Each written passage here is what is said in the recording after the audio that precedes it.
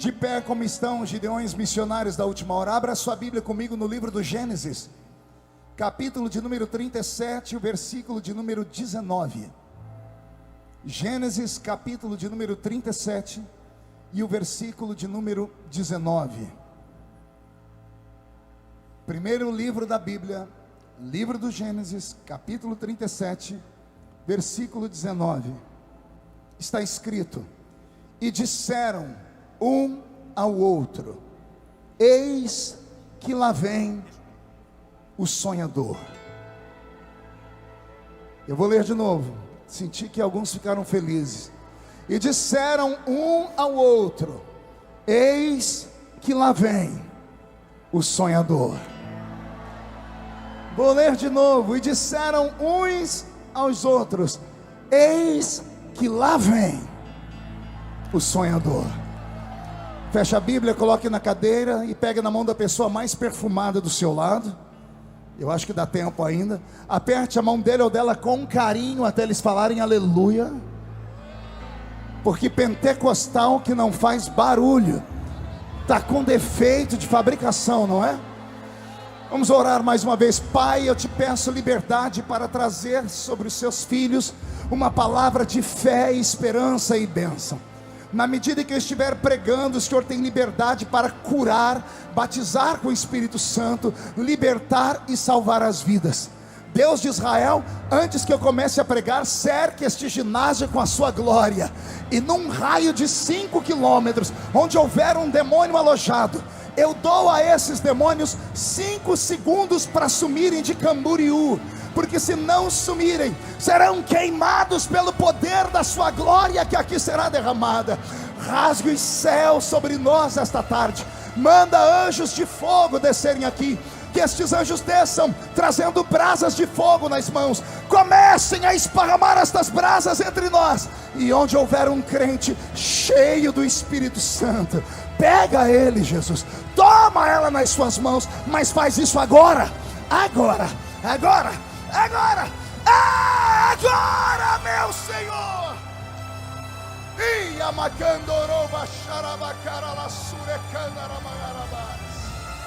Fala conosco, fica conosco.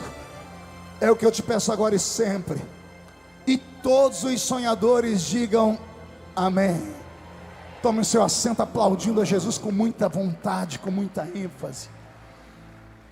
Glória a Deus. Eu tenho algo do coração de Deus para o coração de vocês. Nesta oportunidade, eu não gostaria nem de chamar o que eu vou falar aqui, pastor Wesley, de pregação. Eu quero aproveitar essa festa que está tão especial, inclusive para a minha vida, com esse memorial que eu vou guardar para sempre.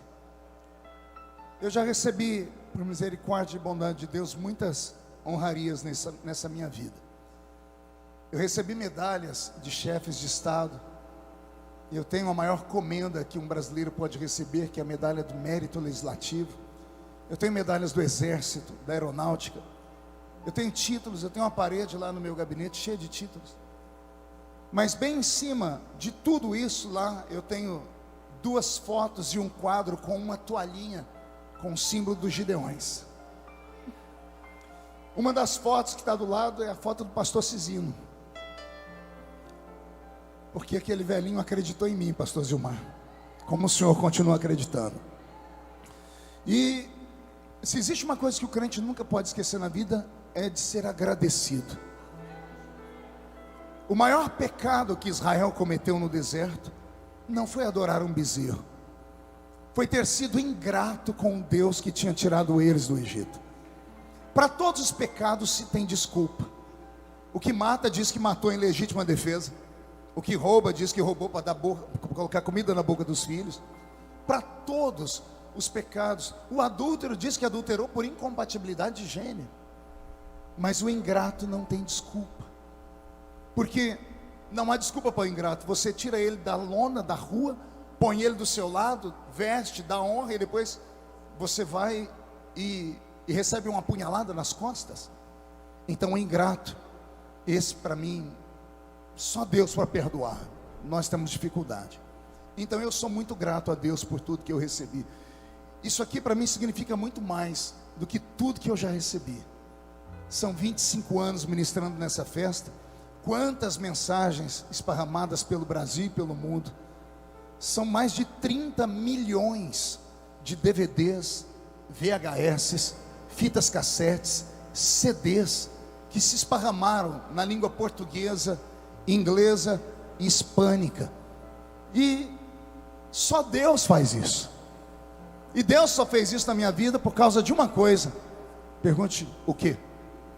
Eu vou te contar um segredo, você vai perguntar sem empolgação. Pergunte o quê? Porque eu sempre fui um sonhador. Sonhar é de graça. Você não paga para sonhar. Sonhar é aquilo que eu chamo de dom, que Deus negou aos anjos. Anjos não sonham, até porque não dormem. Deus negou aos animais irracionais, e alguns deles são 1000 vezes mais fortes do que eu, como o leão. Alguns deles têm uma beleza única, como os ursos pandas. E nem a esses seres que louvam a Deus também, o canto da baleia encanta o céu, o canto do pássaro, do rouxinol encanta o céu. Mas nem esses animais tão belos, Deus deu a eles esse dom.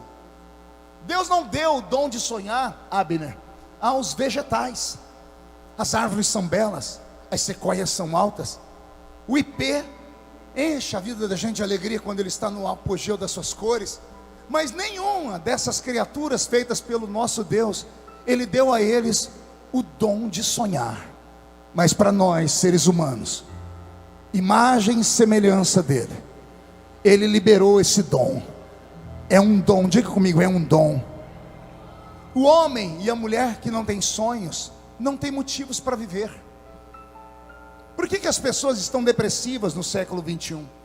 Porque elas olharam para um lugar, não viram nada no fim do poço, não viram a luz no fundo do túnel e desistiram de viver.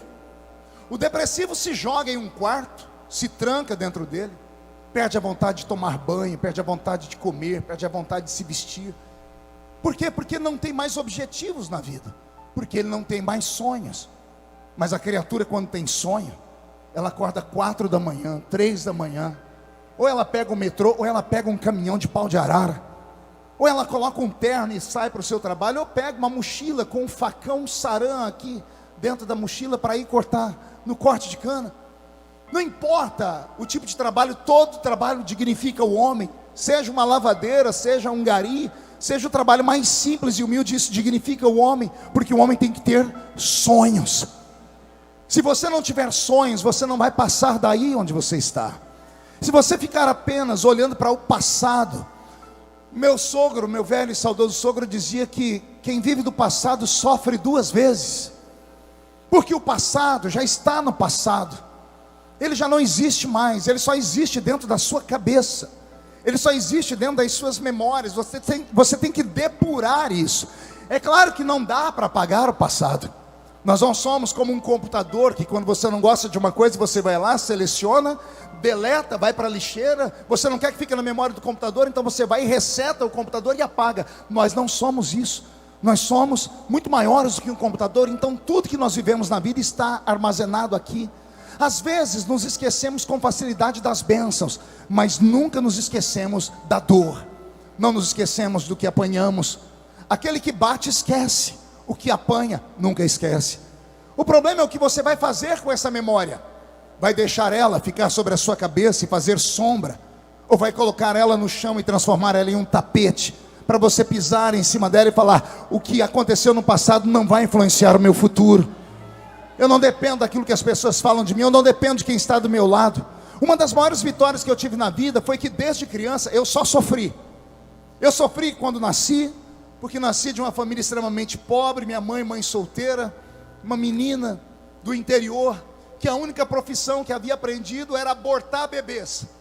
Essa era a profissão da minha velha mãe, Dona Lúcia, a quem eu tive a graça e a oportunidade de batizá-la nas águas há poucos anos, e hoje é membro da minha igreja, e todo mês toma a Santa Ceia.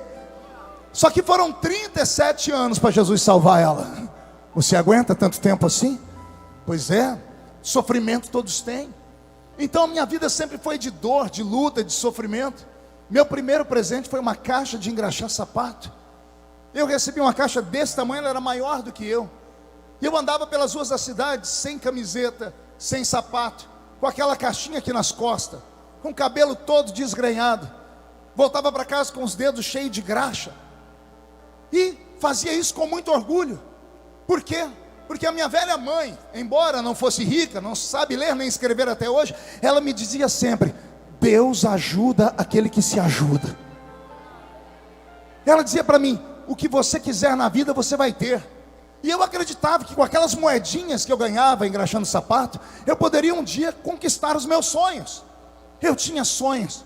E de vez em quando alguém cruzava o meu caminho dentro de casa, porque os piores inimigos estão dentro da sua própria casa. São pessoas que te olham e te medem pela régua delas, e eles acham que Deus faz a mesma coisa. Essas pessoas esquecem que Deus não trabalha com formas. Deus trabalha com formas.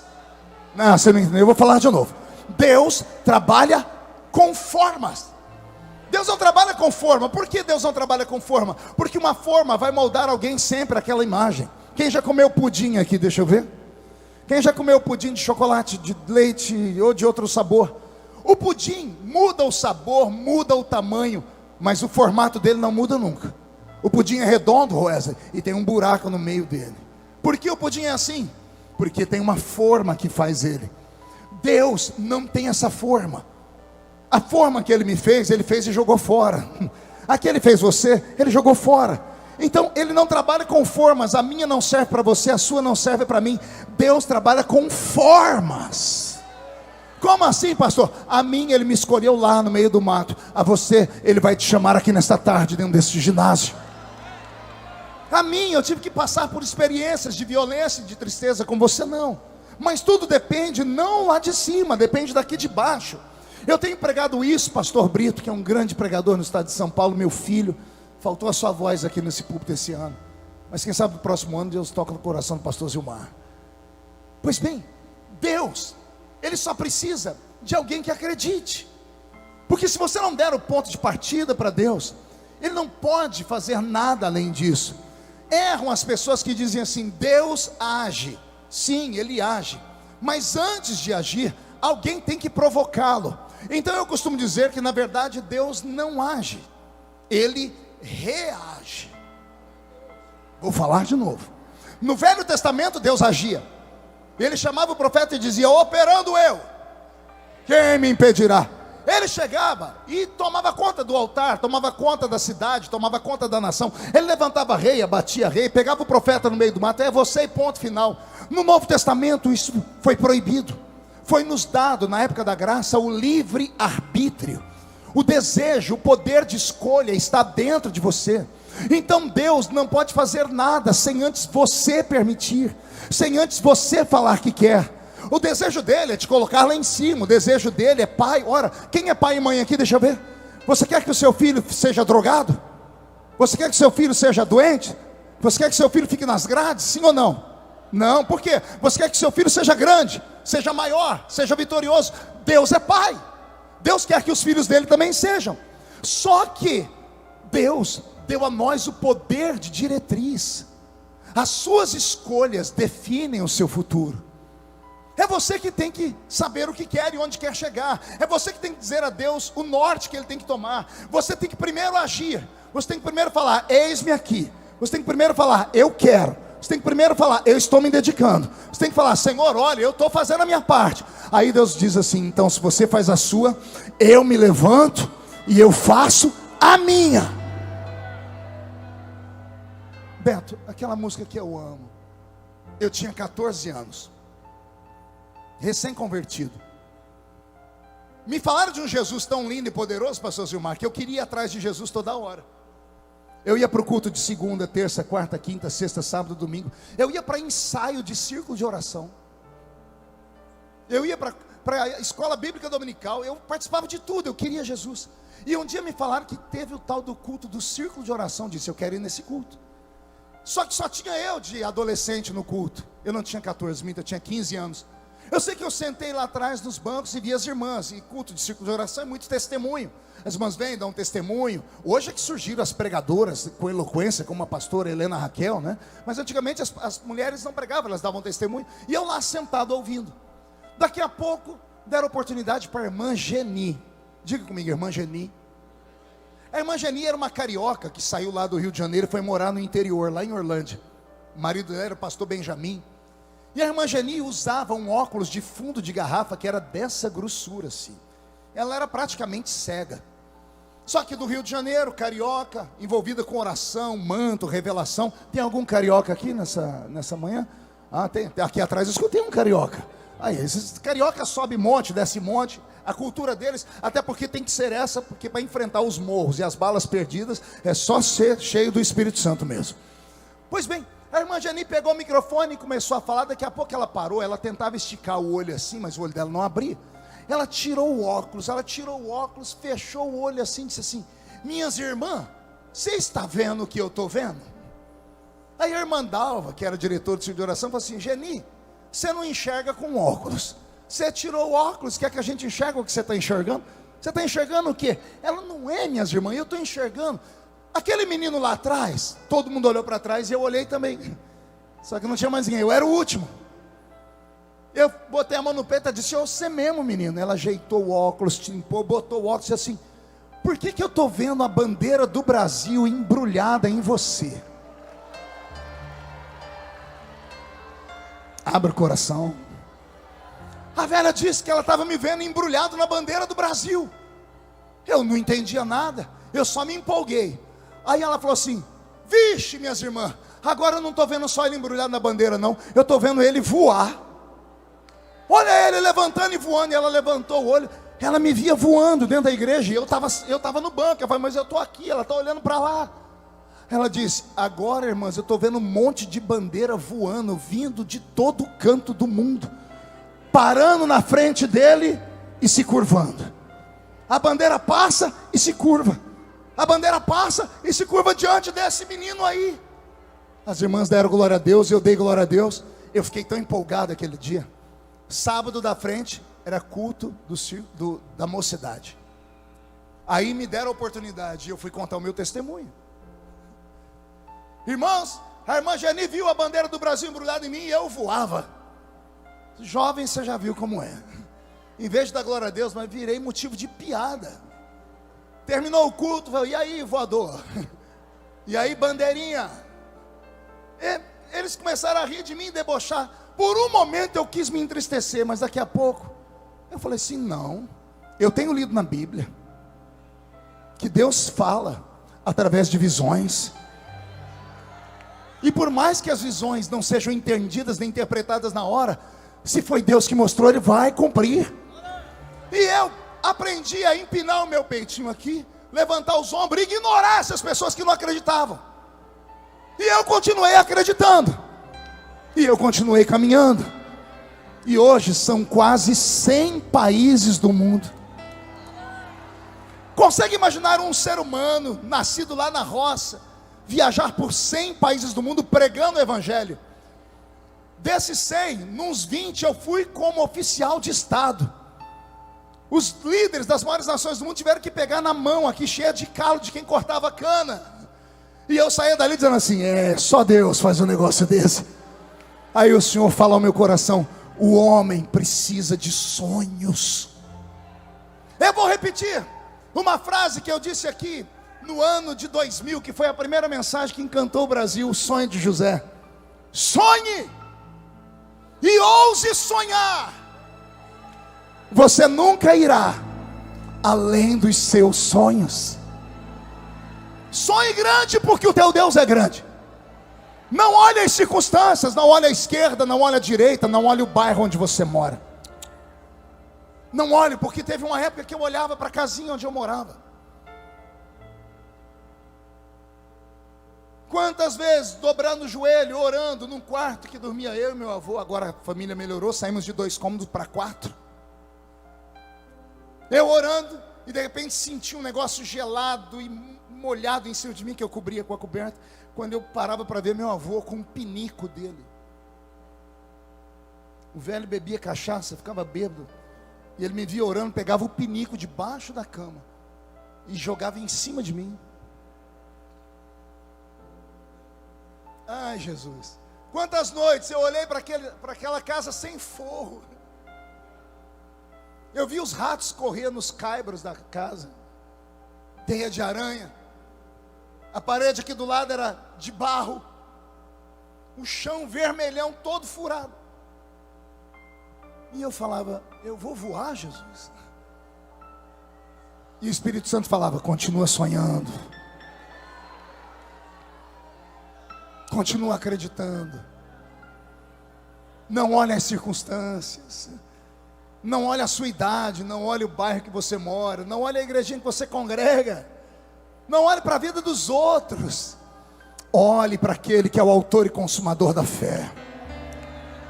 Olhe para aquele que, quando tem uma chamada na vida de alguém, ele entra num barco, atravessa um mar, vai numa cidade grande, ao invés de entrar no centro, vai para o cemitério. E lá no cemitério tem um endemoniado lá, possuído por um demônio chamado Legião. Aí o endemoniado vem para arrebentar o corpo do Nazareno. Não aguenta. A 1 metro de distância ele é obrigado a cair de joelhos amarrado. Aí o demônio grita, vieste nos atormentar antes do tempo? E Jesus diz, não, eu só vim libertar um homem, porque eu tenho uma promessa sobre a vida dele. Jesus liberta um endemoniado. Ele sai do trabalho do cemitério e volta para o barco. Os discípulos, o senhor não vai pregar na cidade? Não, não. Por que não? Porque eu vim aqui só por causa desse falido, esse desgraçado, esse lixo humano, que não tem família, que não tem história, que não tem dinheiro, que não tem sonho, que mora dentro do cemitério e se aconchega dentro de covas. Eu pego o homem do monturo, pego o homem do nada e coloco ele entre os príncipes desta terra. Eu quero saber se alguém aqui acredita nesse tipo de profecia. Então levante a sua mão, chacoalhe ela, põe aqui sobre a sua cabeça e diga, eu creio que aqui na minha mente o Senhor Deus vai plantar sonhos, sonhos tão poderosos, que chegarão dias que nem eu vou acreditar neles, mas vou fazer de tudo para continuar acreditando, porque Deus não conhece a palavra impossível. Agora tire a mão da sua cabeça e dê um grito, capaz de fazer tremer este ginásio.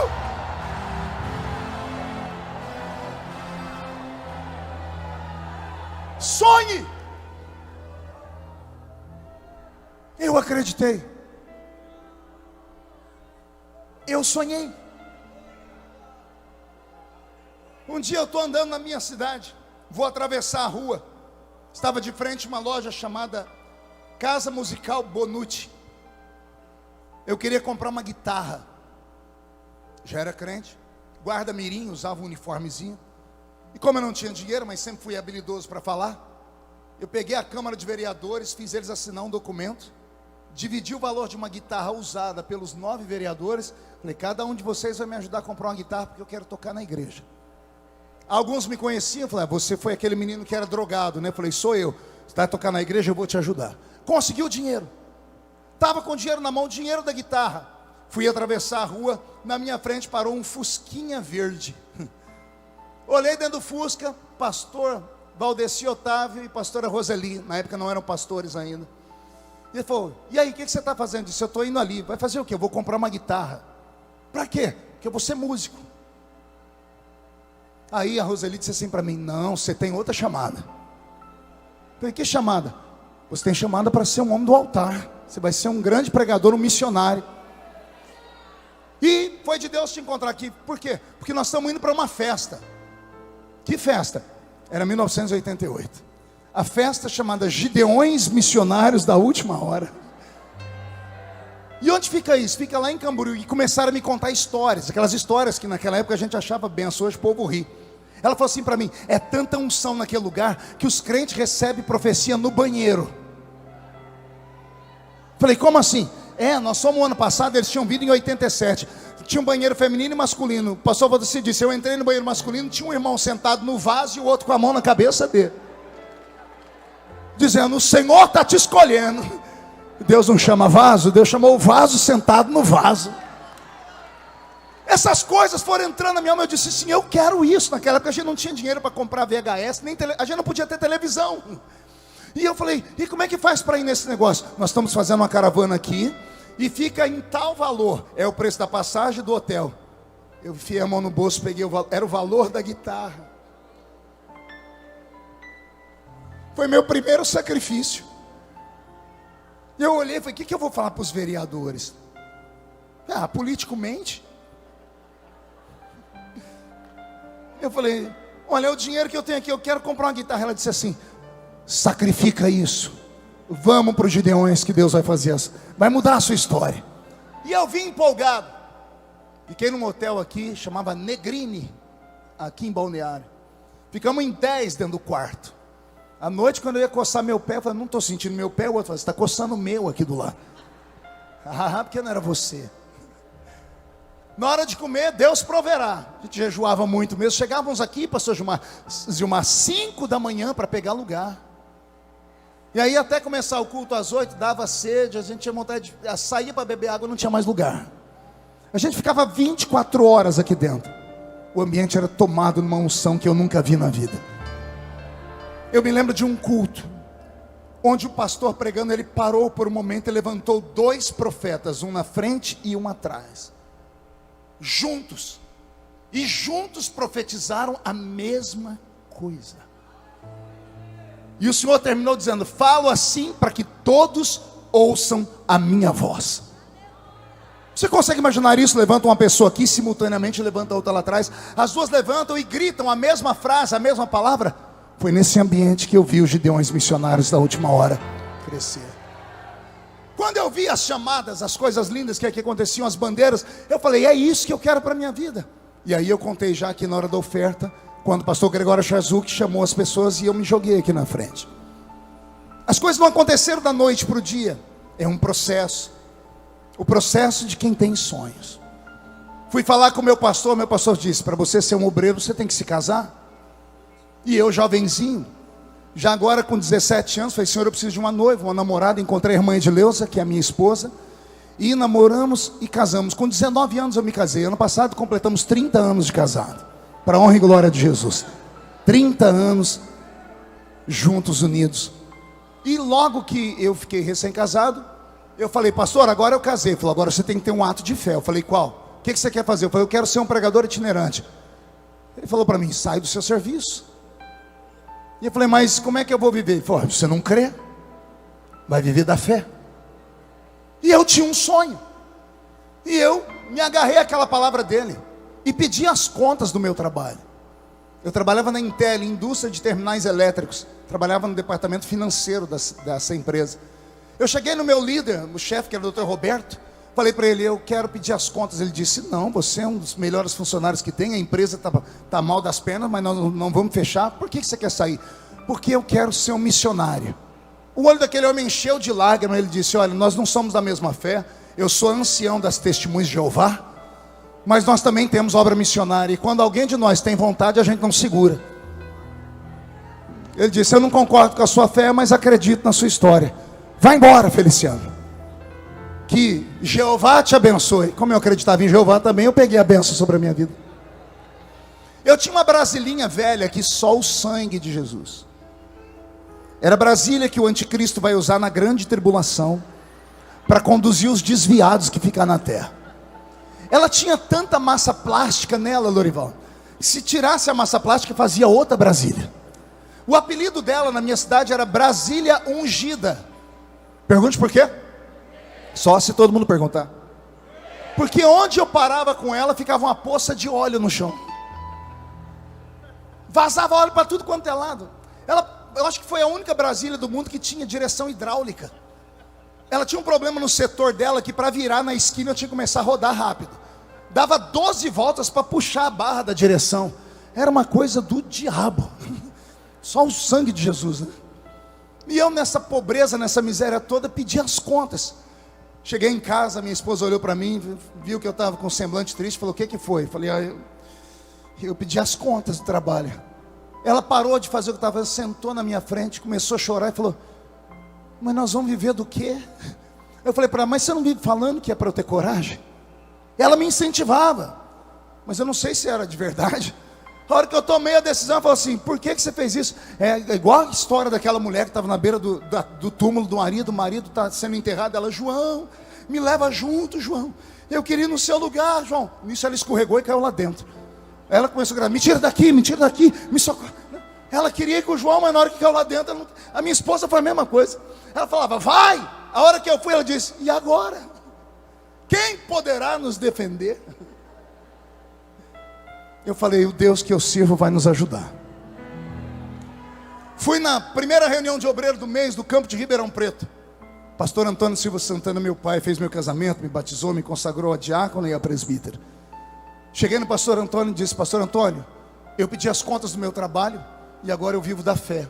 E eu queria muito que o senhor me ajudasse com as congregações, porque eu já pregava nos cultos de mocidade. Eles me davam a gasolina, R$20, R$30.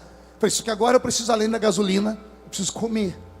Aí o pastor falou no microfone, diácono Marco Feliciano está se lançando como pregador itinerante. Os irmãos estão vendo ele aqui? Ajude ele, abram as portas para ele. Eu não sei se isso era um código, porque até os convites que eu tinha desmarcaram.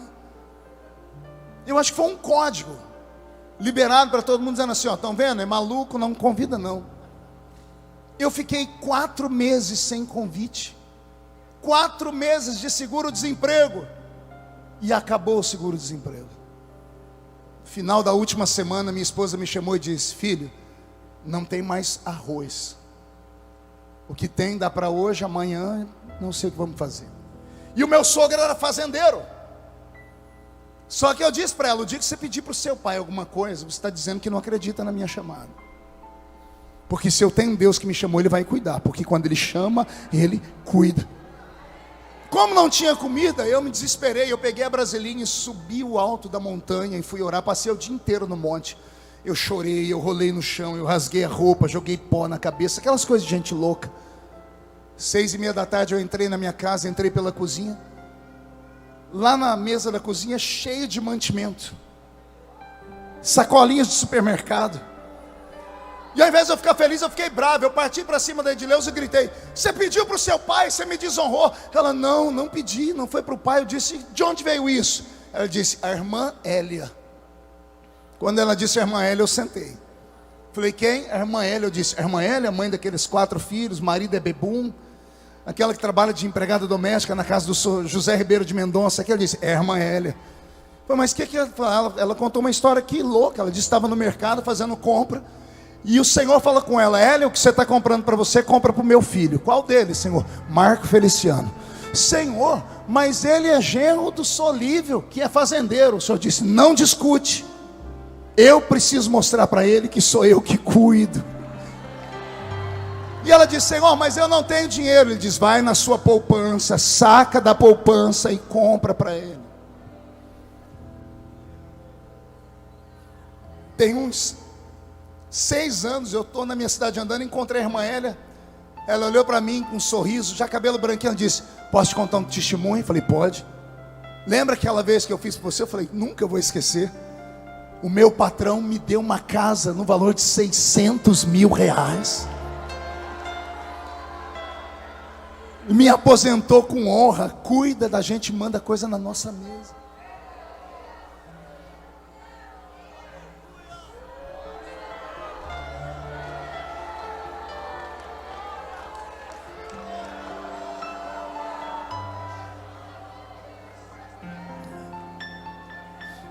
Eu dobrei meu joelho e falei, o Senhor cuida, então cuida de tudo. Aí um amigo meu me levou na reuniãozinha lá no Belenzinho, na primeira reunião da segunda-feira do mês, reunião do Belém, lá na igreja do pastor Zé Wellington. E esse meu amigo me pagou o almoço. E na hora do almoço tinha um pastor do lado dele, pastor Newton. Era pastor no Jardim Eulina, lá em Campinas, estava construindo a igreja. E o Newton ouviu a minha história, que eu estava sem convite, que eu pedi um emprego, que eu tinha pedido as contas. Ele olhou para mim e disse assim, você vai pregar domingo na minha igreja? Não sei quanto eu vou lhe dar, mas pode ir que a gasolina eu garanto e você não volta de mão vazia. Eu jejuei a semana inteira, foi a primeira vez que eu saí como um itinerante.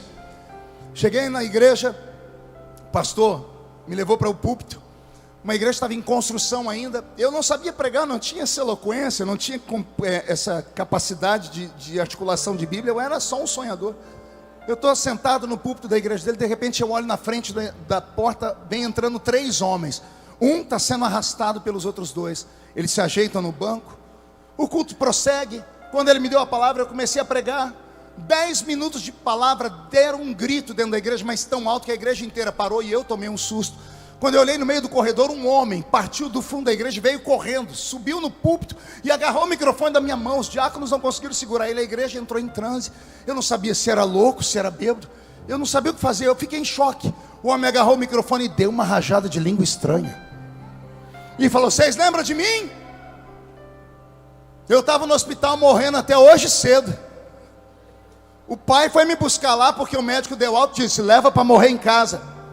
Último estágio da meningite. Os nervos do corpo dele já não funcionavam mais. Ele se arrastava. Ele ficava com a língua para fora babando. Era o homem que entrou arrastado por 2 dentro da igreja. O pai e o tio levaram ele para o culto. O pai me trouxe aqui hoje. E enquanto o culto estava indo, eu só estava aqui tentando prestar atenção, que eu não tenho articulação de mais nada. Esse moço aqui começou a pregar. Eu não entendia nada que ele pregava, mas de repente eu olhei aqui do meu lado, eu vi um homem de fogo. Ele pegava fogo do pé, fui levantando a cabeça, tinha fogo até na cabeça dele. Ele fez assim para mim, levantou a mão e botou a mão na minha cabeça. O fogo estava na mão dele, pegou da cabeça e foi até os pés, foi destravando tudo. Eu dei um grito e estou aqui curado. Acabou o culto, não teve como eu pregar mais. A notícia esparramou: tem um menino aí que Jesus usa em cura. Mas eu nem tinha orado para Jesus curar. A agenda abriu em Campinas, Hortolândia e Sumaré. Essas 3 cidades mataram a minha fome por 1 ano. Hortolândia, Sumaré e Campinas. E eu louvo a Deus por todos aqueles irmãos das igrejinhas que me levaram. E eles me deram a chance de começar a ficar conhecido. Um belo dia, sabe Deus como isso foi acontecer.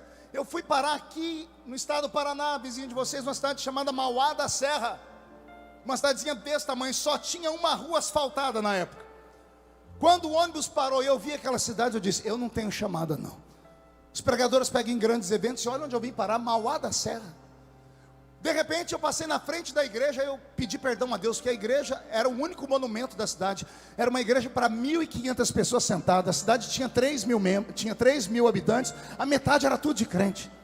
E as 2 famílias mais ricas congregavam na igreja. E as 2 famílias brigavam para ver quem dava o dízimo maior. Por isso que a igreja era rica, tinha todas as coisas grandes. Eu estou pregando no culto.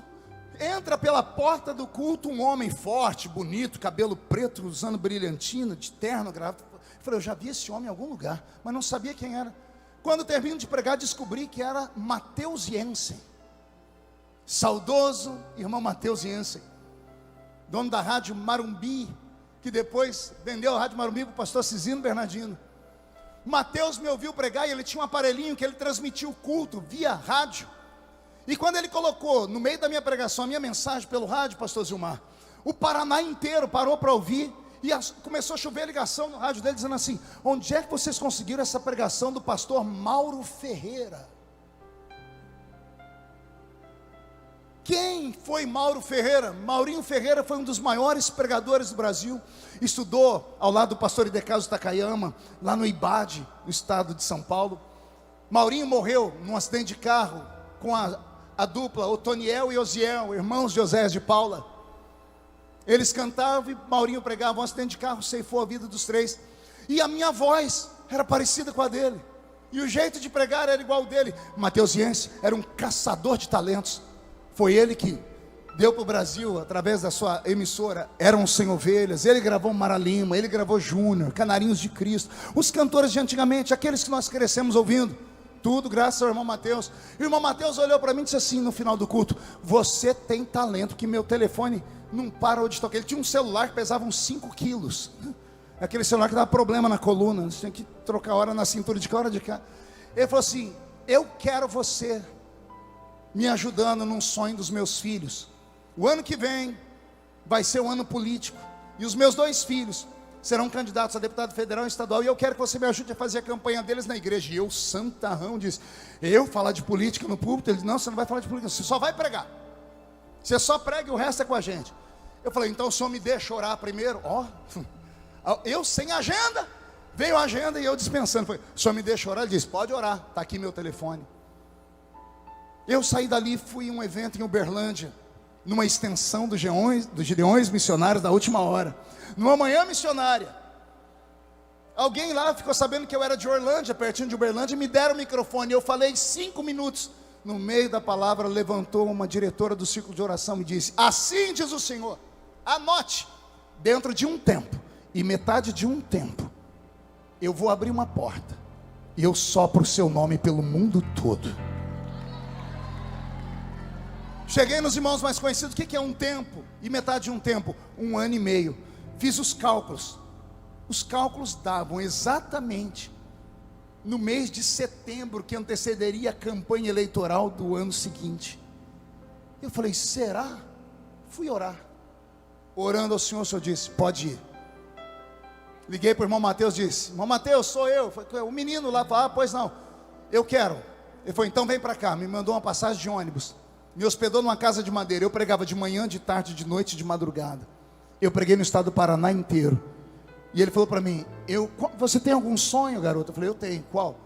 Pregar um dia nos Gideões Missionários da Última Hora. Aí ele falou para mim: se os meus filhos ganharem, está feito. Naquele ano os filhos perderam. Eu nem cobrei a promessa que os filhos perderam. Mas um dia ele me ligou e disse assim: Marco, eu estava orando e Deus falou comigo que é para eu cumprir o desejo do seu coração. O ano era 98, ele diz: ora aí até o ano que vem, porque eu vou falar com o pastor Cizino. E o irmão Mateus falou com o pastor Cizino. E eu vim pregar em 1999, debaixo de uma tenda pequena, que ficava na frente do ginásio, que era metade desse aqui. E quando eu fui pregar, eu perdi a minha Bíblia, porque eu vim de ônibus ali de Balneário para cá, dentro de um ônibus cheio de gente. A minha esposa com a saia colocou a Bíblia e o paletó por cima. Quando ela levantou, pegou o paletó, a Bíblia escorregou por debaixo do banco. O esbocinho que eu tinha feito estava lá, e eu não tinha esboço para pregar. Pastor Isaías, aquele grandão, Isaías Gonçalves, ele viu que eu estava tremendo. Eu falei: está tremendo por quê, menino? Eu disse assim: porque a minha Bíblia, com a mensagem que eu ia pregar. Ele olhou para mim e disse assim: quero ver se tu é bom mesmo agora, dá uma Bíblia aí, Zera. Pegou uma Bíblia, rasgaram o plástico e era: prega. E eu preguei. Eu não sei o que eu preguei, eu sei que eu preguei, eu sei que virou tudo do avesso. Eu era tão maluco. Um irmão disse, me encontrei com um irmão um dia desse, disse assim: eu lembro que você falou assim: Jesus, transforma o mar de Balneário em gasolina. Eu não vou nem falar para quê. Olha as loucuras. E naquele dia alguém falou assim: ó, ele tem talento. O pastor Cizino ficou sabendo disso. Você vai pregar no ginásio de tarde. Domingo à tarde eu cheguei aqui. Foi um ano que fizeram um sorteio de um carro. Lembra disso? Sortearam um carro aqui. E eu fiquei sentado, mandaram chegar às 2. Cheguei 2 horas e sentei. 5:30 da tarde, me deram o microfone. E eu preguei os 4 poderes que lutam pela vida de um missionário. E naquele dia, as pessoas não sabiam o meu nome, mas chegavam ali na venda e diziam assim: eu quero a fita daquele menino. Qual? Aquele menino. O menino que gritou. No ano seguinte eu voltei como pregador e preguei o sonho de José. Aí eles chegavam ali, não sabiam o meu nome. Queremos a fita daquele menino. Qual menino? O sonhador.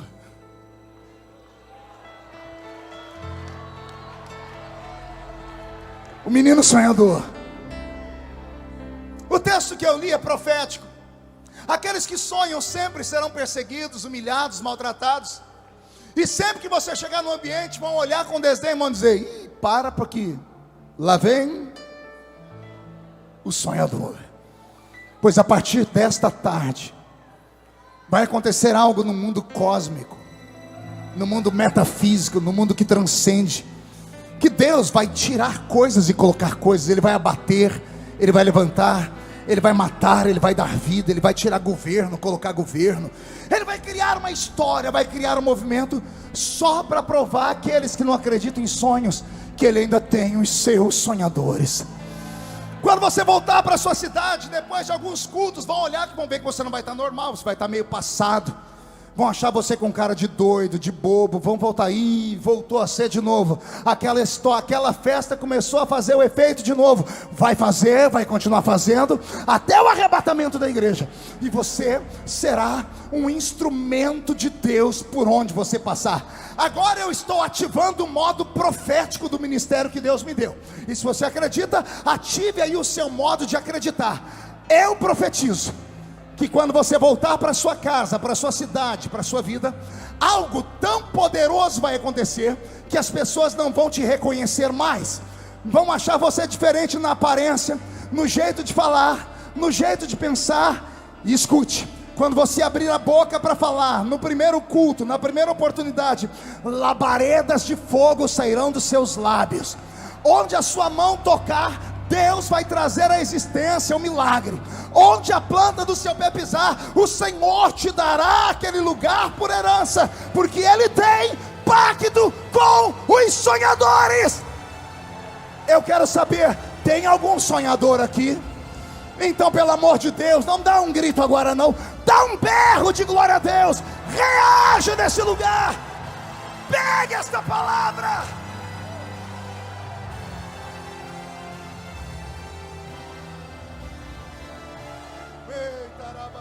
Vai, Roberto, vai, Roberto.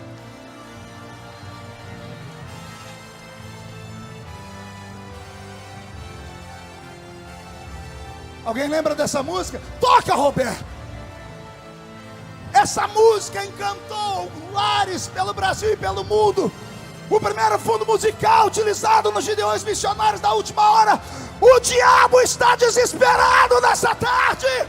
O Senhor está reacendendo a chama. Pega ela, José. Pega ela, José. Deixa o sonho nascer.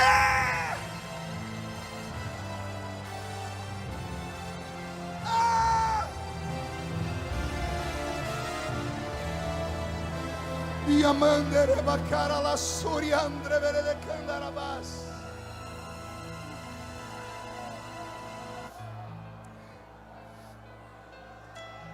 Não desista. Não pare. Não dê ousadia a esses coveiros de igreja. Vou falar de novo. Não dê ousadia a esses coveiros de igreja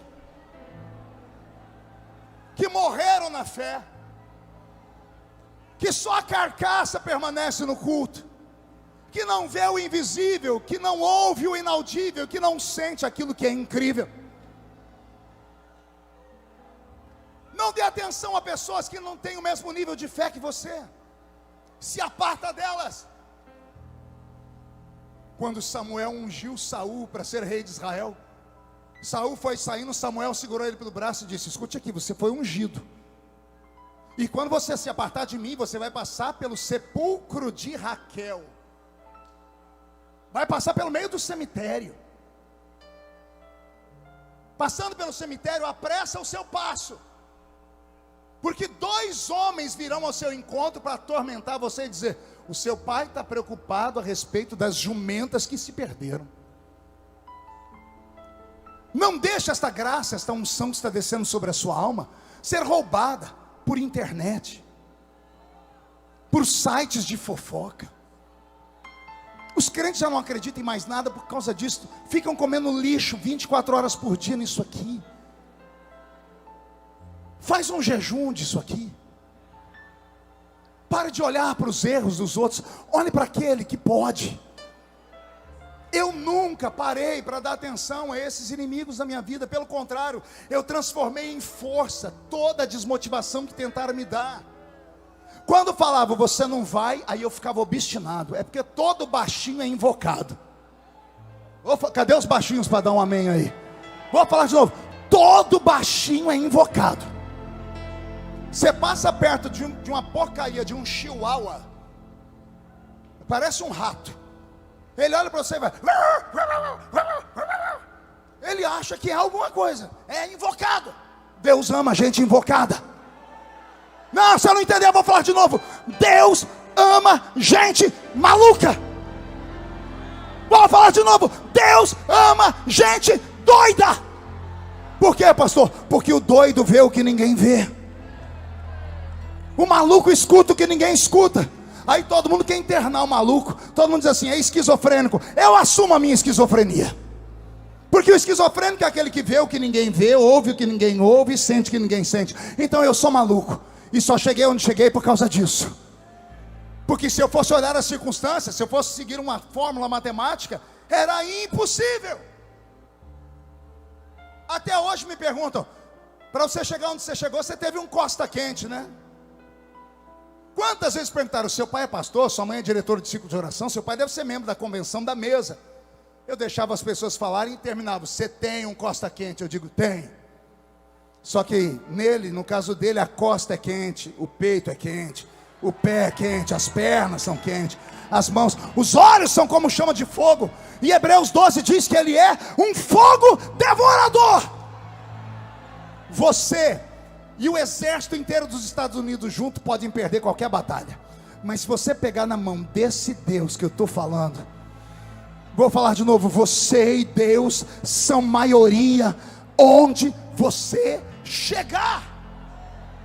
Levante a mão direita para o céu e chacoalhe ela, por favor. Agarra o ombro de quem está do seu lado. De novo, meu exercício de fé é para agarrar a criatura.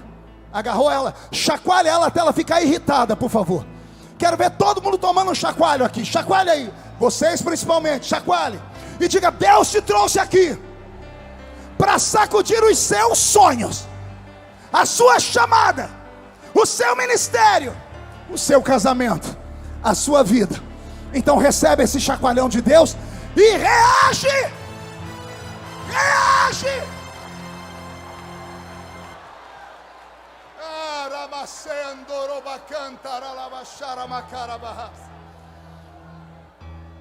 Deixe falarem, lá vem o sonhador.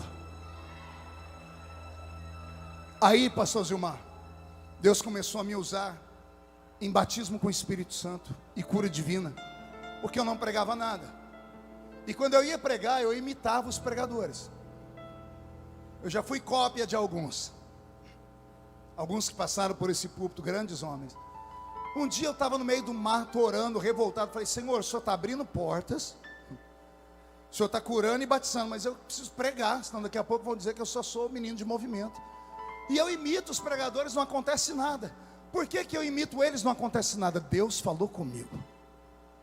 Eu contei essa frase um ano aqui, muita gente se apossou dela e contam por aí. Deus falou para mim, eu não quero que você seja um eco, eu quero que você seja uma voz. Anote isso.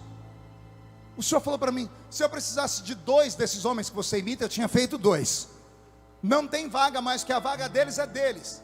Agora tem uma vaga aqui para você. Eu falei, Senhor, mas olha o meu jeito. Pregue do seu jeito, pregue da maneira como eu te ensinei, porque eu prego contando histórias. Uma vez falaram para mim, você não é pregador não, você é roteirista de cinema. Você conta história, a gente entra dentro dela, a gente viaja, a gente sente o cheiro. Isso, e uma vez um pastor falou, púlpito de Assembleia de Deus não é lugar de contar história, é lugar de pregar a palavra. Então eu absorvi o que Deus havia me dado, eu me contentei com o que Deus havia me dado. E quando eu foquei nisso, as portas começaram a se abrir. Mas foi antes do sonho de José aqui, uns 5 meses, que eu tive a minha última prova. Pergunte qual? A agenda vagou por umas 2 semanas. Peguei meu carro, saí sem rumo. Falei, vou andando por aqui, tem umas cidades que eu não preguei ainda. Eu paro o carro na porta da igreja, espero o culto começar, entro, mando minha fitinha. Eu tinha uma fitinha cassete, mando para o púlpito. O pastor vai ver, vai abrir o coração e me chamar. E eu fui parar numa igreja que o pastor era muito bravo. A igreja lotou, tinha umas 200 pessoas. Eu lembro do pastor pegando a fita, o diácono entregando para ele. Ele olhando, abriu. Passou por todo o presbitério, pediu a fita de volta. Foi para o púlpito, pegou o microfone e disse, irmão, vocês estão vendo isso aqui? Ele mostrou a fita. Isso aqui se chama mensagem enlatada. Isso aqui é feito por pessoas que não querem trabalhar, são vagabundos. Querem viver de explorar a igreja. aqui não, seu vagabundo. Ele pisou num cantinho assim do púlpito, abriu uma lixeira e jogou a fita lá dentro. Eu abaixei minha cabeça, uma vergonha. Quando ele levantou a igreja para orar, eu saí. Entrei dentro da Brasilinha. Tinha um menino que viajava comigo, que chamava Brito. Nós fomos até um posto de beira de estrada. Eu parei o carro ali. Falei, nós vamos dormir aqui dentro hoje. Ele virou para um lado e eu virei para o outro. E ali eu chorei. Eu disse, Senhor, eu deixei tudo. E naquele dia Deus não respondeu nada. Eu achei que já era pregador e não era. Deus me levou ao limite. Deus levará sonhadores ao limite, para ver se eles estão dispostos a morrer pelo sonho deles. Não recue. Naquela noite eu pensei em abandonar tudo, mas não. O choro dura só uma noite, a alegria vem de manhã. De manhãzinha estava eu de pé de novo. Falei, Brito, vamos embora. Ali não deu certo. Paramos na cidade da frente. O pastor me chamou, deu até a janta para nós. Final do culto, me deu uma oferta. Consegui abastecer o carro. Falei, vamos seguindo viagem. E foi assim que nasceu o ministério que Jesus me deu. No ano seguinte, preguei nos Gideões. E estou aqui há 25 anos dando trabalho para todos vocês. Entrei dentro da sua casa, me tornei amigo dos seus filhos. Ajudei você nos momentos mais difíceis da sua vida. E eu achei que não ia viver para ver isso acontecer. Eu achei que eu não ia viver para ver a velhice. E eu envelheci. Já sou vovô. Tomo 12 comprimidos para dormir. Ontem eu estava lá no restaurante, os irmãos vendo, o Roberto é meu enfermeiro. Roberto me levou para o senhor, tem que tomar injeção agora. Me levou para um canto e me deu a injeção. Alguém falou, você toma injeção? Eu falei, sou ser humano. A barba ficou branca. As costas estão calejadas de tanto apanhar. Apanhei de tudo quanto é lado que você possa imaginar. Mas nenhuma das pancadas que eu tomei foi tão dolorida quanto as pancadas que eu tomei de amigos. Amigos de ministério. A ferida religiosa, ela não tem cura. A ferida provocada pela religião não tem cura. A gente tem que aprender a conviver com ela e ir empurrando. Eu tenho um espírito manso. Não sou de briga, não sou de xingar. As pessoas vêm e falam comigo, falam, você está conversando com a pessoa? Eu falei, estou. Tento seguir Paulo. Seguir a paz com todos e a santificação sem a qual ninguém verá o Senhor. Eu não tenho sangue de barata na minha veia. O leão que eu sou pregando aqui, os gritos que eu dou, eu não faço isso quando estou fora daqui. Eu sou uma pessoa tímida, pode não parecer, mas eu sou tímido. Carrego traumas. Minha família tem traumas. Todos na minha casa fazem terapia. Não tenho vergonha de dizer. Todos fazem terapia com psicólogo. E a minha esposa é psicóloga. E ela atende os outros e depois vai ser atendida por uma psicóloga. Por quê, pastor? Porque traumas são piores do que feridas na carne. Eles permanecem aqui dentro. Já tentaram tomar o prato de comida da mesa da minha família. E isso, pastores. Eu contei aqui um ano, que numa época de muita luta, eu me desesperei e cometi um pecado. Eu tentei me matar. Não tenho vergonha de falar. Eu, pastor, que já tinha pregado no mundo inteiro, me vi dentro de uma situação que eu não tinha saída. Vi minhas filhas pequenas, falei, vão passar fome. Passei uma noite orando no monte, levei todas elas. Eu colocava a testinha das crianças no barro. Quando eu vi o que eu estava fazendo, falei, Deus, eu fiquei louco. Pedi desculpa, minha esposa, levei elas para casa. Elas dormiram e eu virei na cama a noite toda. Acordei de manhã, fui no banco, fiz um seguro de vida muito alto. Participei do almoço com a minha família. Despedi. Peguei meu carro pela rodovia Anhanguera.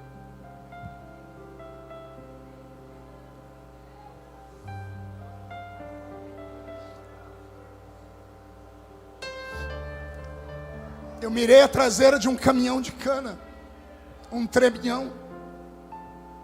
E eu falei, aqui eu acabo a minha vida, Senhor. Minha família vai ter condição de sobreviver. Eu fechei os olhos, pisei, dei KM no carro, deu 240, eu tinha um carro possante. Eu fechei os olhos e gritei, esperei o impacto não veio.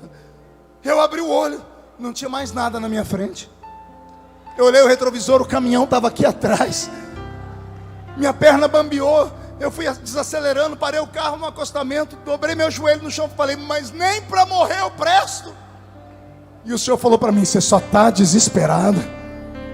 Calma, eu tenho promessas na sua vida. Eu desmaterializei aquele caminhão, porque se você batesse, eu ia te deixar vivo, você ia ficar numa cadeira de roda, porque você não pode morrer, porque quem tem promessa não morre.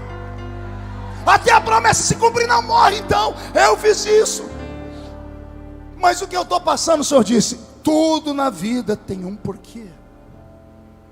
Ainda que você não entenda, lá na frente, isso vai te ajudar de alguma forma. As dores que não te matam, te deixam forte. Os vales que você passa, se você não vê uma saída, vão ajudar você a fazer outros atravessarem a saída. E com isso eu quero mandar aqui um recado para os obreiros, para os pastores, para os itinerantes e cantores. Em nome de Jesus, amigo, pastor, companheiro, cantor, pregador, não persiga o outro. Não difame. Você não sabe o que você está fazendo. Tem gente que aguenta. Eu não aguentei. Eu tentei me matar. As pessoas estão se matando nas igrejas. Pastores estão se matando. Aí você puxa a ficha, você vai ver que estão sendo perseguidos, humilhados. Tem obreiros que apanham no rosto de outro obreiro. Pastores que jogam um telefone em cima do outro. Na reunião de obreiro. Faz o outro ajoelhar, humilham as pessoas. Os meus amigos sabem o que eu estou falando aqui. Não dou nomes, não preciso. Não faça isso. O ser humano, ele não é feito de carne só, ele é alma. Ele vai absorvendo. Tem gente que aguenta, vai aguentando. Mas tem hora que o vaso entorna. E se entornar o vaso e a pessoa não tiver equilíbrio, você pode estar sendo responsável por uma pessoa que vai cometer uma desgraça, vai matar alguém, vai se matar, vai matar os filhos. Em nome de Jesus, não persiga o outro, não persiga.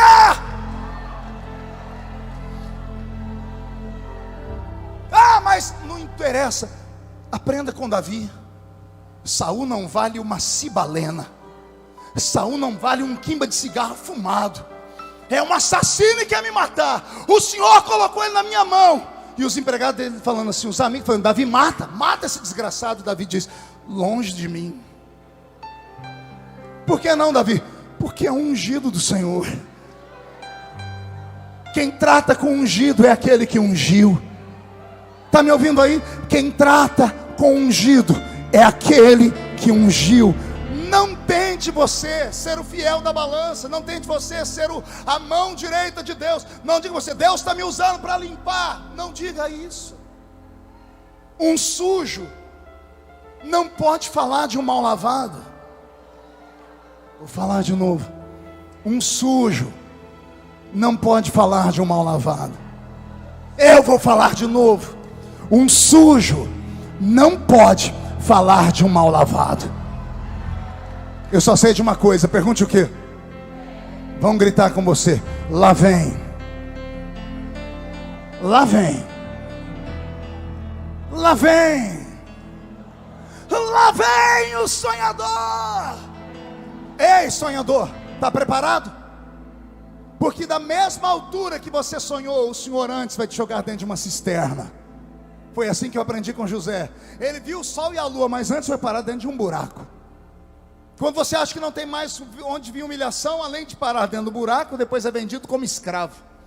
Aí na casa onde ele está como escravo, foi acusado de ser um estuprador. Aí prendem ele em uma outra prisão e Deus fica sem falar com ele por anos. Mas ele nunca perdeu os sonhos. Chegou um dia, e esse dia vai chegar para você também. Quem sabe está chegando agora. Quem sabe Deus só não está esperando uma reação mais agitada sua. Quem sabe Deus não está parando para olhar para você dizendo assim, para de sentir pena de si mesmo. Reage. Fazer carinha feia para os outros não resolve nada. fazer fusquinha para os outros, ficar fazendo chanha, isso não te leva a nada. Reaja aqui nessa manhã. Aqui é a arena da guerra. É aqui que você vai virar o seu cativeiro. É aqui que Deus vai te dar uma nova história. É aqui que Deus está reescrevendo as páginas da sua vida. Eu só sei de uma coisa: o Brasil vai tremer quando você chegar. A sua história vai atravessar os séculos da sua própria existência, se Jesus não voltar até lá. Eu sei que eu não estou pregando para homens e mulheres incomuns essa tarde. Eu estou pregando para pessoas que eram como eu, que não tinham nada nem onde se apegar, mas Deus os escolheu. Tem algum sonhador aqui nesta manhã? Incline a sua cabeça, por favor. A minha música, Roberto. Incline a sua cabeça. Eu nunca fiz isso nos Gideões porque não dava, mas hoje eu vou fazer. Segure a sua criança que está no seu colo, porque eu vou orar aqui no altar, só com gente que não está aguentando mais. O seu sonho é pesado, é grande, mas tudo diz que não.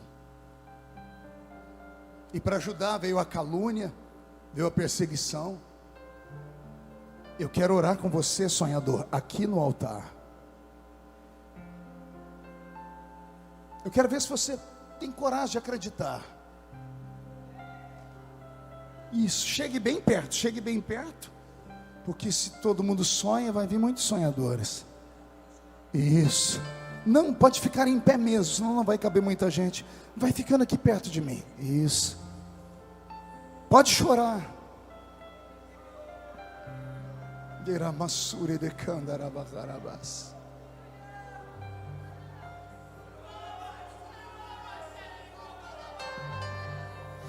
Se houver algum sonhador aqui, vamos estar de pé.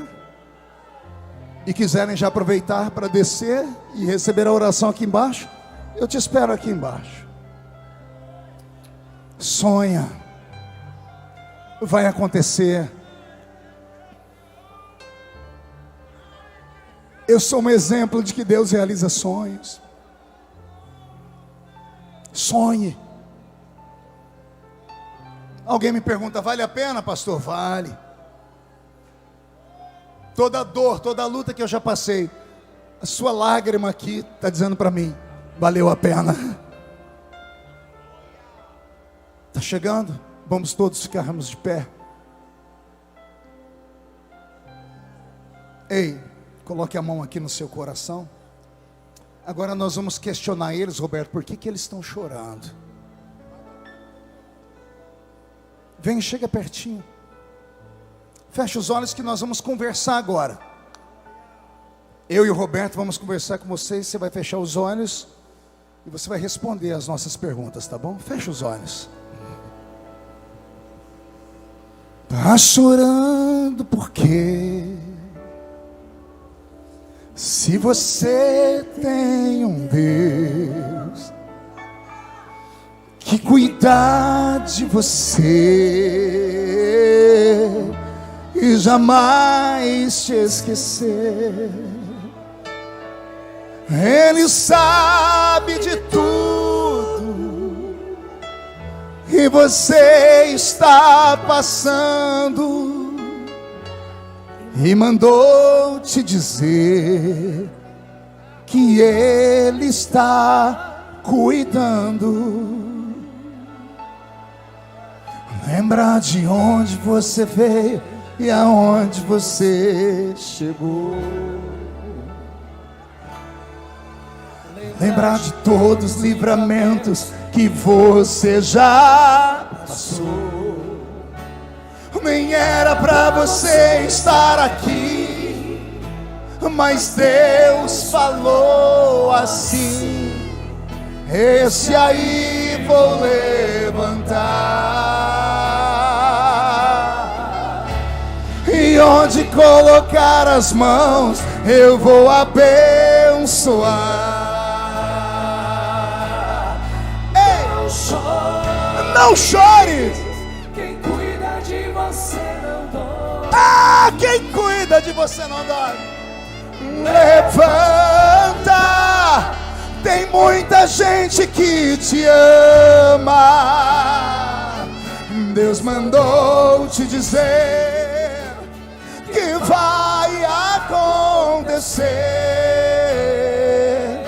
Deus mandou te falar que tudo vai passar. Não chores, quem cuida de você não dorme. Levanta, tem muita gente que te ama.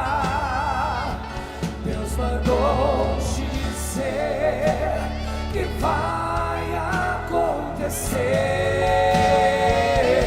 Deus mandou te falar que tudo vai passar. Pai, eu me atrevo a te chamar de Pai. Eu te conheço desde criança, meu Pai.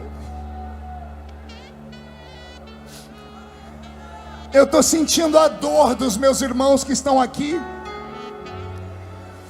e uma dor mais aguda dos que estão assistindo pela internet. Milhares de vidas estão sendo tomadas agora por uma emoção, meu Pai. Essas lágrimas estão lavando a nossa alma, estão lavando o nosso rosto. Nós estamos chorando porque nós temos sonhos, mas a vida, Senhor, foi muito ruim com a gente. Tem gente que perdeu o pai, a mãe, o filho, o emprego, o ministério. Tem gente aqui, Senhor, que perdeu a dignidade. Tem gente que não tem para onde voltar depois dessa festa. Tem meninos, ó Pai, que depois de verem a beleza de Camboriú voltarão para o sertão, andarão por aquelas ruas de terra, entrarão naquelas igrejas pequeninas e voltarão, Senhor, sonhando: Deus da minha infância, Deus que me visitou lá na Vila Tatu, visita esta geração, visita esta geração, visita esses homens e mulheres que estão aqui no ginásio, visita estes 300 valentes que o Senhor me deu nesta manhã, visita os pastores, os missionários, visita os que estão assistindo pela internet, visita, traz o céu, a revelação, mostra para eles que o Senhor é o Deus que cuida, que o Senhor é o Deus que quando chama, abre as portas, então faz o milagre acontecer. Eu ouço barulhos, Pai, de corações acelerados, de mãos que estão pegando fogo, os pés estão recebendo sapatos de fogo. Senhor, espadas estão sendo liberadas de fogo. Vai haver uma grande batalha depois desse culto, e a vitória será nossa, em nome de Jesus Cristo Nazareno. Pai, estão gritando por aí: eis que lá vem aquele sonhador, lá vem o sonhador. Ei, sonhador, não chores, não chores, quem cuida de você não dorme. Levanta, tem muita gente que te ama. Deus mandou te dizer que vai acontecer. Deus mandou te falar